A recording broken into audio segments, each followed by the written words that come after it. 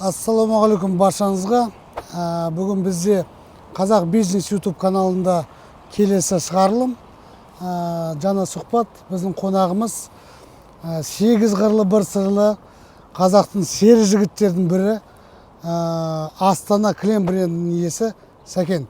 Сәкен, қош көрдік. Да, қош көрдік. Сәкен, енді біздің көрермендерімізге қысқаша өзін таныстырып өтсең, және де локация туралы айтып берсең бізге. Біз енді осы кілем саласында жүргеніме өзім жалпы 15 жыл уақыт өтіпті. 15 жылда біраз нәрсені көрдік, біраз жерлерде аштық магазинді. Локация жағын таңдау көздеріңіз көріп тұрсыздар. Астанамыздың төрінде, Левый берегте, орталықта орналасқан осы көрме жиһаз үйіндеміз қазір. Локацияны таңдаудың өзі де кішкене оңай болған жоқ енді. Өйткені орналасқан жермен мынау үлкен жолдың бойында болғандықтан осы жерді таңдадық. Басында оңай болған жоқ, сәл қиынырек болды. Енді ашыла салып олжалы болған жоқпыз. Басында жарнама жібердік, реклама жібердік. Жай-жай осы жерді ашып енді шүкір жұмыс істеп жатырмыз. Қиындық туралы айтып бересің, бірақ та ішке кіріп айтайық. Салқындау болып тұр жет. Сәл салқын, ішке кіріп, іште подробно айтамын. Мынау енді біздің ашқан магазиніміз осы. Жаңағы сұрап жатсыз ғой, қандай қиындықтар болды деп. Осыдан 4-5 жыл бұрын біз Тұлпар торговыйда тұрғанбыз. Ол жер өкінішке орай өртеніп, үлкен өрт болды, иә? Өрт болып, өртеніп, барлығы бизнес жанып кеткеннен кейін басқа локацияны қарау керек болды да. Мынау көрме деген негізі бұрын выставка болатын жер. Осы жерге келіп, алып, ең бірінші болып осы жерге мен кірген едім. Көріп тұрғандарыңызда. Енді мына жақтың площади қандай? Бұл жерде 200 квадрат метр алған орын. Высота потолка бұл жерде енді керемет, 10 метр. Высота потолка, в принципе, пойдет ко мне, 4 метр ма, 5 метр ма пойдет. Неме, арендаға қанша төлейсің? Аренда басында енді сәл арзанырек болды. Қазіргі данный момент бұл жерде 1,5 миллион. 1,5 миллион айына? Ну, ақтай ма? Ақтайды, енді орташа есеппен алсақ, бұл жерде именно осы районға ол баға өте ыңғайлы баға деп ойлаймын. Ол ақтайды, ақтамайды, кеше сөйлесеміз. Енді Сәкен, менің мәліметім бойынша сен бұрын медицина саласында жұмыс істедің. Қазір кәсіпкерсің. Медицина қайда, кәсіпкерлік қайда, екі әртүрлі салада. Енді сол біздің көрермендерімізге қызықты болады деп келесі сұрақтарға жауап берсең. Қалай бұл шешімге келдің, кәсіпкер болам деп? Содан кейін неге кілем саудасы және де сен бірінші қадамдардың осы салада? Енді мен оқыған диплом медицина саласы болғаннан кейін алғашында 2010 жылы келіп Астанаға, сол кезде бір 2 жылдай жедел жәрдемде жұмыс істедім мен. Енді ол жер өзімнің ішкі жан дүнием кәсіпке, бизнеске тартып тұрғаннан кейін ол жерде көп жұмыс істей алмадым. Енді кішкентай балалық шақтан негізі арманым осы. Кәсіп болатын, бизнесмен болғым келетін. Дөңгелетіп атқан, енді осы бизнеске сол 2010-да келдім да, сатушы болып жұмыс істеп келдім. Осылайынан осы кәсіпке келдім енді. Жақсы, жақсы. Сәкен, енді кілем туралы айтып берсең. Қандай кілем сатылады, поставщиктар бағаларын дегендей таныстырып берсең өз товарларыңды. Бізде енді шығарылатын кілемдер ол Түркия, Бельгия, Иран и өзіміздің Қазақстан отандық өнімдеріміз. Енді қазіргі бір хит болып жатқан мынау осы кілем, бұл Тедди деп аталады. Мына кілемді демекке біз 1,5 жыл әрең тоқытқанбыз. Именно осы кілемдер дизайнерлік кілемдер болып келеді. Сонда сендер өздерің дизайнын бердіңдер ме, или қалай? Өзіміз арнайы дизайн жасатып, біз енді қазір тұтынушыларға алып жатқан. Біз сұраймыз, қандай кілем қажет? Ол кісілердің керек кілемдерін біз арнайы зерттеп, саралап, кейін барып заказ береміз. Мен білмеймін енді кілем туралы. Қалай, не үшін ұнайды мұндай кілем біздің сенің клиенттерің? Қазір енді баяғыда кілемді тек жылу болу үшін төсейтін. Иә. Білесіз ғой бұны. Иә. Ал қазір бізде Астанада үйдің бәрі жылы, ыстық қыстың күні. Қазір бәрі дизайнерге, интерьерге қарап алады. Сондықтан мына кілемнің үлкен түгі жоқ. Жылулық енді қатты береді деп айтпаймын, бірақ тазалау жағынан, әдемі жағынан өте керемет кілемдер. Мына жақта бір әдемі кілемдер туралы айтып берсең. Бұл жерде кілемдер, мен жаңа айттым ғой, үш мықты елдің кілемдері. Мынау көріп тұрғаныңыз бұл енді туркменский узор дизайн, бірақ шығарылған жері Иран. Енді көрші ғой былай через Каспий. Персияның кілемдері енді жақсы сұраныста алады. Бұлай енді күшті екен. Бұның мына біреу Иранның таза жібектен жасалған кілемдері бар. Иранның бір ерекшелігі тек қана классика болып келеді. Сосын әр узор, әр дизайн прям яркий болып неше түрлі түстермен жасалынады. Одан кейінгі біздің шығарылып жатқан, мына Бельгиядан келіп жатқан кілемдеріміз этнический кілемдер. Бельгия, Европа ғой. Европа осылай жасап отыр қазір. Еще этнический болып тұр да? Этнический. Неге десеңіз, қазір баяғы этнический кілемдер қайттан өзімізге келіп жатыр да?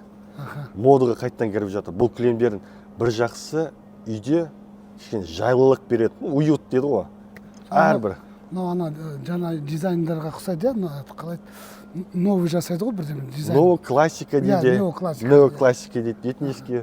Енді мынау біреу кілемде соған ұқсатып, Иранның дизайндарына бір ұқсатып жасаған кілем. Енді қазіргі таңда, мысалы, түріктердің кілемдері көбінесе однотонный кілемдер деп жатамыз ғой. В основном мынандай ақшыл кілемдер де алады. Енді онда бағаларын айтсаң сразу. Ең қымбат кілем, ең такой повседневный кілем дегенде. Бағалары енді мынау 2-3 деген размерді алайық. 2-3 деген размеріміз, бағасы 32 мың теңгеден басталынады бізде. Көп емес, 32 мың. 32 мыңнан енді әрі қарай бөліне береді, ол жаңа сапасына, тығыздығына, шығарылған жеріне. Ең қымбатын айтшы маған. Ең қымбаты 1.850 мың теңге тұрады. 1.800 мың. Күшті екен. Ол енді таза жібектер енді. Короче, бағаның диапазоны 32 мыңнан басталады да, 1.800.000-ге шейін. Барады. Барады. Так, Сәкен, жаңа сен мына кілемді жынды мақтадың, жақсы мақтадың. Енді дизайн дедің, өзіміз бердік деп бағасын айтпадың? Бұл кілемдердің енді бағасы 150 мың теңге. Ол ойлаймын енді қолайлы, қатты қымбатта емес мына өлшемге. Енді арнайы жасатқанда, бұл ғана кілем арнайы жасатылған жоқ.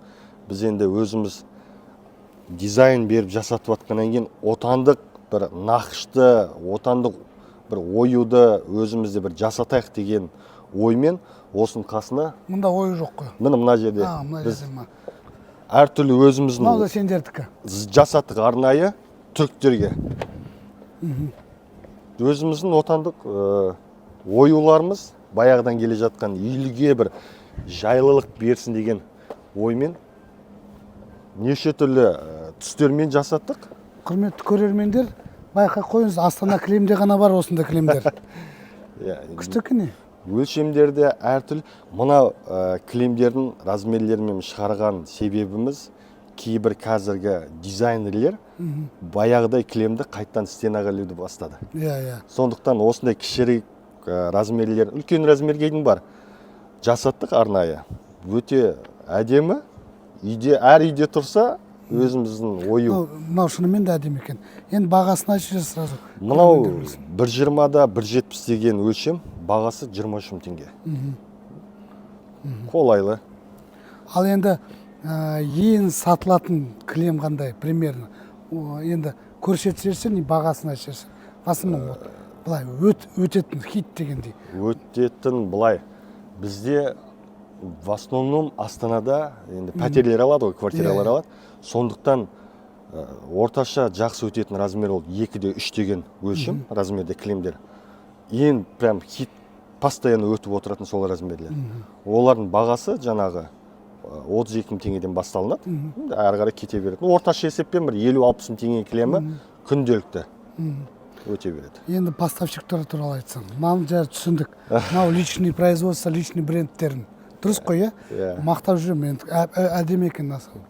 Басқа кілемдердің поставщиктарын айтсам, өйткені айттым, Иран, Турция дедім, Түркия дедім, Бельгия дедім, иә. Өздерін сол жақтан аласыңдар ма, или, может быть, Қытай, Алматы жақ па? Көбісі ойлайды сол, Қытай демекші, бәрі ойлайды, Қытайдан шығады екен кілем деп. Негізі Қытайдан машинный работа кілем шықпайды. Ол жақта тек қана қолдың кілемі шығады. Олар керісінше бізден алады, Қазақстаннан, Түркиядан, басқа жерлерден. Поставщик жағы енді Түркиядан келетін кілемдерді прямой бәрін өзіміз алдырамыз. Ал мынау Ираннан, Бельгиядан келетін кілемдер кішкене ауыр, қиындау болғаннан кейін поставщиктер бар. Ол енді үлкен ағаларымыз баяғыдан айналысып жатқан үлкен бизнесмен ағаларымыз бар. Осы именно кілеммен сол кісілер арқылы алдырамыз. Ол бізге де қолайлы, көп қаражатты қажет етпейтін. Оларды көзден аласың просто. Сендер ала отырсың. Но бірақ та прямой поставкаларың бар. Иә, әрине. В основном прямой өзіміз алдырамыз. Сәкен, осы жаңа біз сұрақ қойғанда сен толық жауап берген жоқсың. Бизнес туралы бірінші қадамдарым деп сұрақ қойғанда. Енді сен айттың, уже 15 жыл осы салада жүрсің. Басында сатушы болып, енді қазір брендтің иесі болып жүрсің. Соны кішкене толықтау айтып берсең, және де қандай қиындық көрдің осы салада жүргенде? Жаңа айтқандай 15 жыл болыпты. Бұл енді елдің бизнесмендердің в основном айтатыны андай ғой, бір пакетпен келіп едім, кейін осылай көтеріліп кеттім деген сияқты. Иә, солай болады.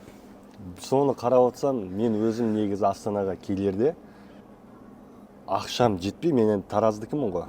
Астанаға келетін ақшам жетпей, Балқашқайдың билетке ақшам жетеді. Балқашқайдың төліп, ары қарай удостоверениемді залог беріп, негізі солай келгем. Бірақ енді келіп осындай бизнес болады, осындай кілем саласына кетем деген ой болған жоқ ол кезде, әрине.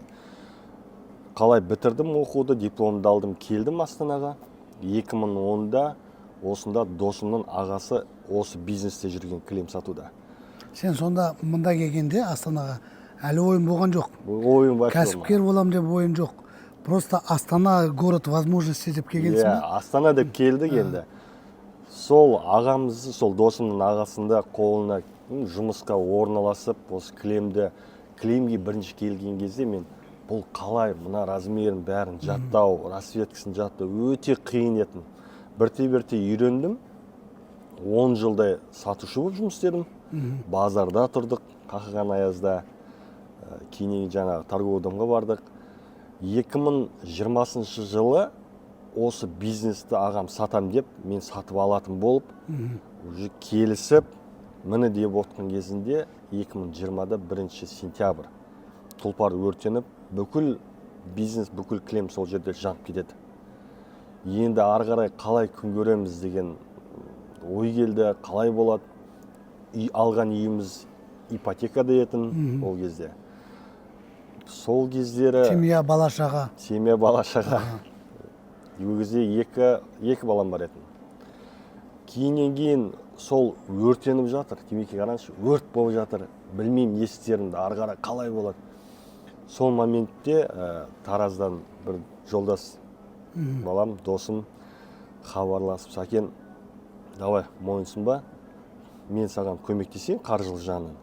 Давай ашайық. Молодец екен яғни. Сонда ұсыныс тастап, енді ол кісінің атын айтпай-ақ қойын. Сол досым инвестор болды былайша айтқан кезде. Мен кішкене енді бизнес туралы оқығанда ангел-хранитель ма сондай дейді. Орысшасын айтқандай. Періште болып жүр ғой сен. Періште. Сол кісі хабарласып, инвестор болды. Барып локация іздедік, қай жерден ашамыз, қалай болады. Біз енді сол базар жақта тұрып қалғаннан кейін, қой, Леберкке барайық, осы жақты өзіміз бір ой болып жүрген ашу. Келіп осы жерді алдық, бұл жерге келген кезде, бұл жерде бұрын выставка болатын. Көрме, бұл жерде неше түрлі техникалар керетін, арендаға беріліп жатыр дегеннен кейін, тұлпардан бір 5-6 адам кісі келіп, орындарды алып, осын торговый дом қыламыз деп, шешімге келдік, дым жоқ бұл жерде. Парковкасын сәл қиындау мына жердің. Нар тәуекел дедік, аштық, басында қиындық болды. адам жоқ, қалай болады деп жаңағы поставщиктерден уже іздей бастадық. Басында біз алып келгенде кілемдерімізді сәл арзан кілем етін бұл жерде.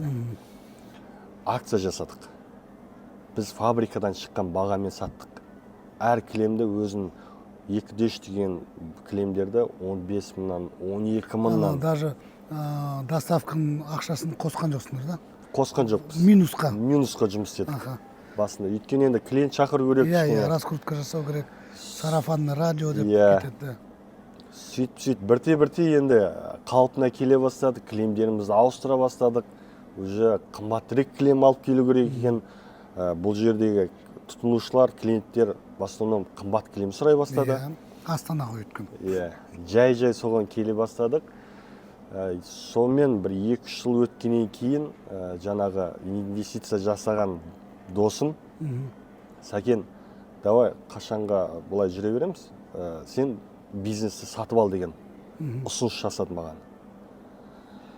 Ол кезде біздің енді оборот кішкене өскен, қалай болады деп, сонымен нар тәуекел деп, ол кезде енді әр жігіттің өзінің арманы бір джип міну еді ғой. Иә. Как раз ол кезде бір джипмен, білесіз ғой ол кезде бір джип мініп. Джиппен көргем? Иә. Соны саттым. Тұрып жатқан алғашқы алған квартирам, оны саттым. Қолымда не бар, бәрін сатып, осы бизнесті ары қарай өзім сатып алдым. Құдайға шүкір, басында енді квартира снимать етіп, әлі снимать етеміз квартира. Бірақ именно осы бизнесті үлкейту мақсатында мен Қарағандыдан аштым. Астана кілем Қарағанды деген. Қазір жақында осы жақта Тұран көшесінде үлкен торговый соғылып жатыр. Ол жерден тағы да 3-ші магазинді ашып жатырмын. Құрметті көрермендер, байқап отырсаңдар, батыл жігіт екен. Бүкілін сатып, бизнесті расширять етем деп, сол ақшаңыз бәрін салды. Күшті, тәуекел, ісіне сәт. Сәкен, енді біздің көрермендерге қызықты сұрақтарға көшейік. Қанша әр кілемге қосасың? Бұлай айтқанша маржа дейді ғой? Бұл енді маржа қосуда бәріне бірдей қосылмайды бізде. Жаңағы ең қымбат кілемдеріміз Ираннан келетін кілемдерге, ана жақта көрсеткен. Олардың үстіне қосылатын маржасы 15-20% қосылады қымбат кілемдерге. Енді жаңағы айтып отқандары акцияны жасайтын кілемдерге вообще қоспаймыз үстіне, наоборот, минусқа сатамыз. Өйткені акция жасау керек. Енді хит болып жатқан ол жаңағы көрсеткен дизайнерский. Олардың үстіне қосылатын 30-40% маржа. Енді ол жерде кейбір кілемдерге скидка жасалынады, орташа есеппен 30-40% маржа қосылады. Түсінікті. Енді онда сразу жалпы кірістерді айтсам, годовой, енді жылына годовой оборот дейді ғой? Сол қанша өзіңде годовой оборот? Сол айтсам, біз примерно уже түсінеміз. Так, оборот енді жылына 135-150 миллион. 135-150 миллион. Сонда таза пайдаңыз қанша? Таза пайданы шынымды айтсам, демекке отырып есептемедім. Неге десеңіз, мен пайдадан тек қана үйге керек жарақтыға ақшамды жұмсаймын, қалған ақшаның бәрін мен оборотқа айналдырып жатырмын. Жарайды, үйге нанға, майға, колбасаға жете ма? Жетеді, Аллаға шүкір. Жарайды, машинам бар ма? Қазір жаяумын. Жаяу, өйткені сатыс жерінде расширение кетті. Қарағанды, міне Тұранды ашып жатырсың ғой, дейме? Машинам негізі бар, осы қызық болып тұр. Ертең 3-ші точкамды ашып жатырмын ғой, Тұран көшесіндегі. Сол жерге кілем алуға бір поставщикпен келісіп, енді астында көлігімді алып барып кілемге ауыстырып жатырмын мен. Сондықтан қазір машинасызбын деген. Жарайды, если что, любой жерге апарып. Ал енді сезон дейді. Қыс, жаз, көктем, күз, қай сезонда кісілер келіп көбірек алады дегендей. И сезон ана сенің кірістеріне әсер ете ме деген сұрақ қой. Сезон әрине бізде мынау барлық жердегі сияқты ақпан, февраль, март, апрель, май енді сезон былайша айтқанда мертвый. Енді арасында болады кішкене бір күнкөріс 22 март. иә 22 мартқа енді ол кезде жай.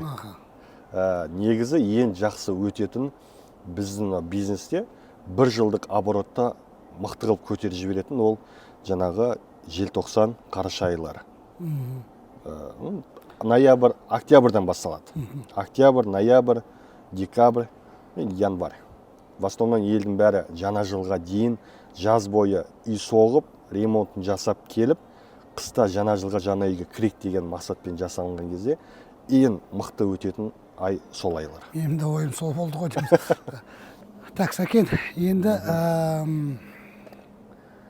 кадры решает все дейді. Команда туралы айтып берсең.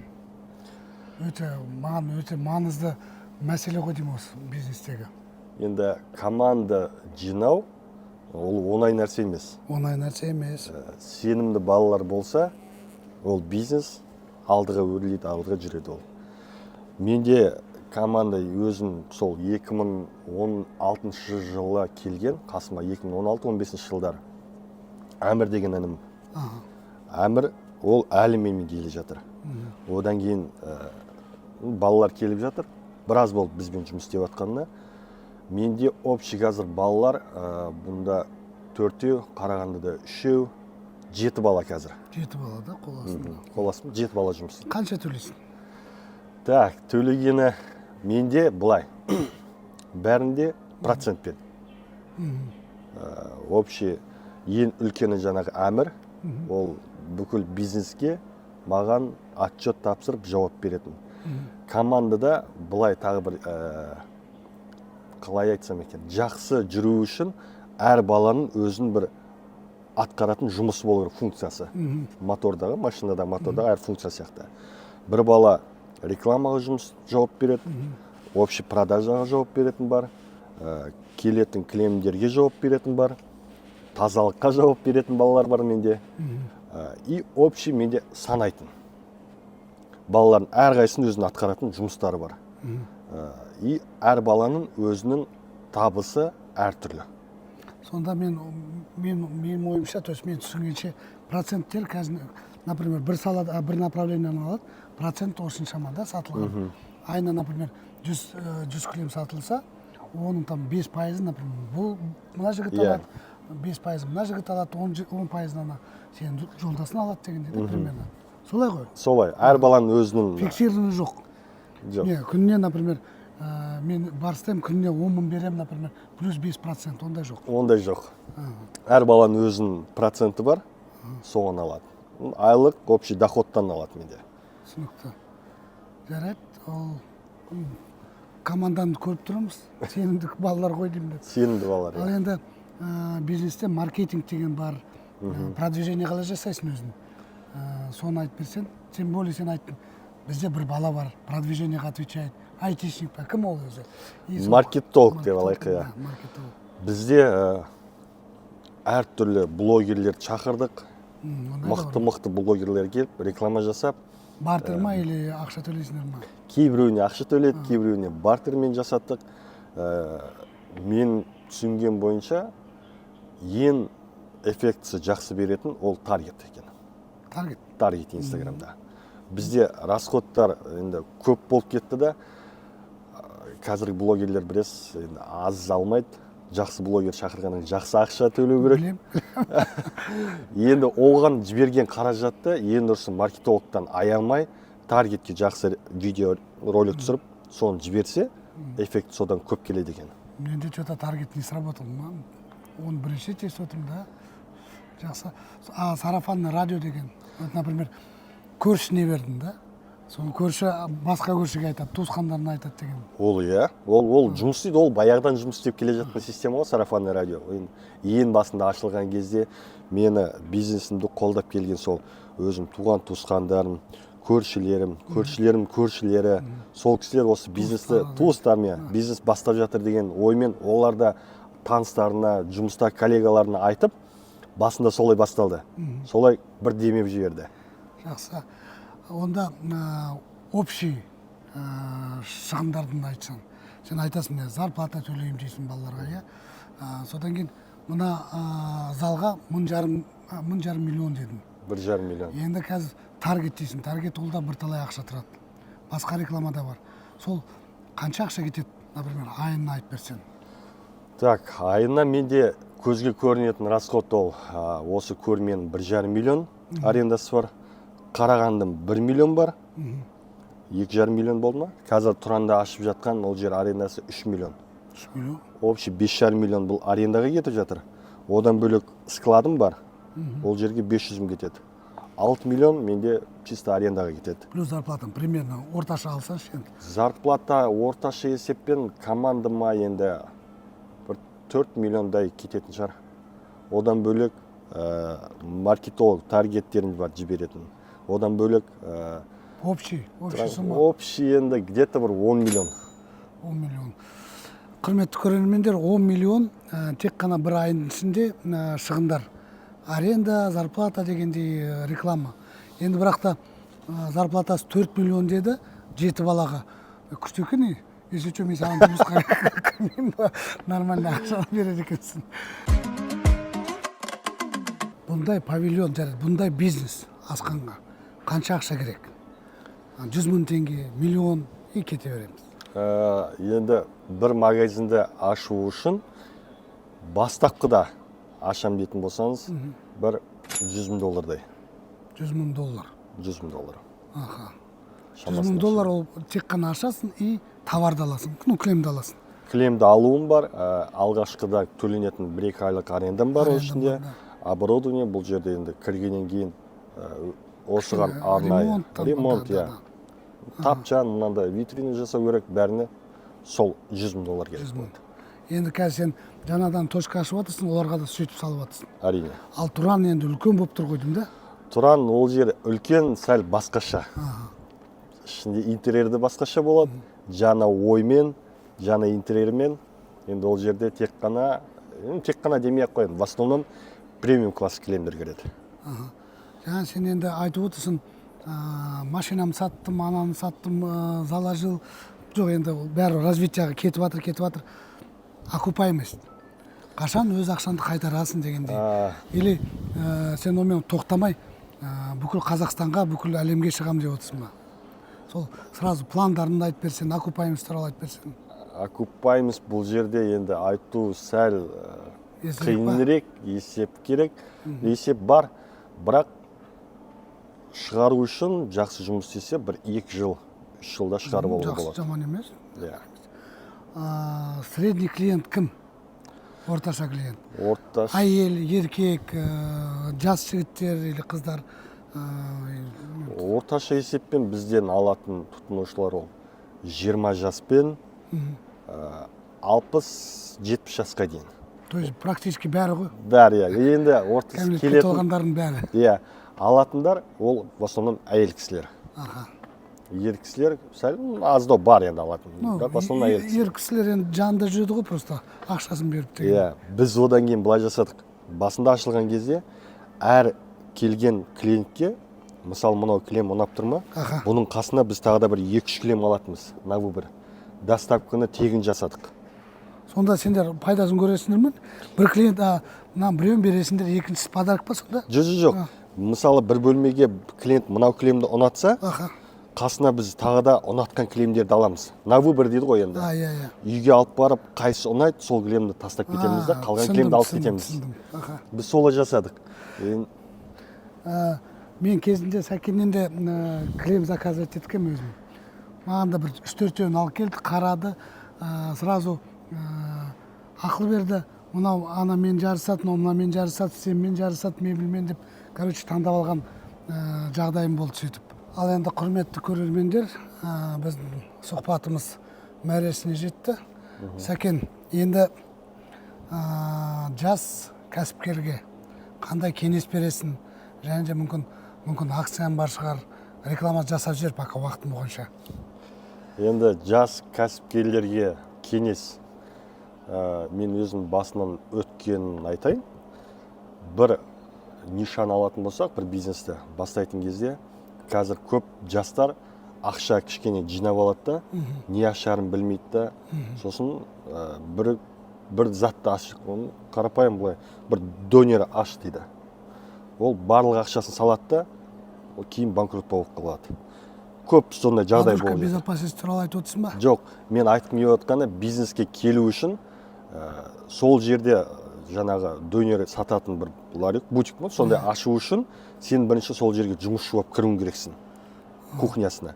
Сен ол жердің ішіндегі барлық кухняны біліп барып, үйренкеннен кейін барып ашқан дұрыс деп ойлаймын. Неге десеңіз, мен енді 10 жыл бойы сатушы болып жұмыс істегенім арқасында деп ойлаймын.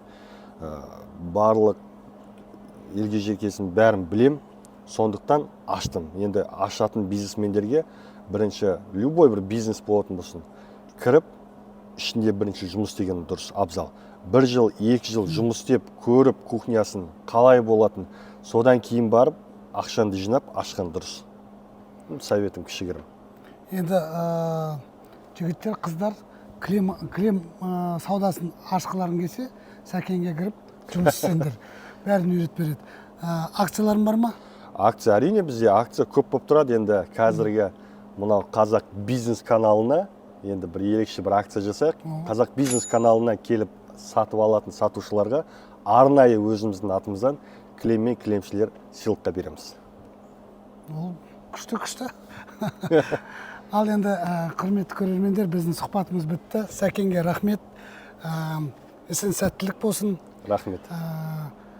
Көрермендерге ұмытпаңыздар, лайк қойыңыздар, подписаться кнопканы басып жіберіңіздер. Келесі кездескенше сау саламат болайық.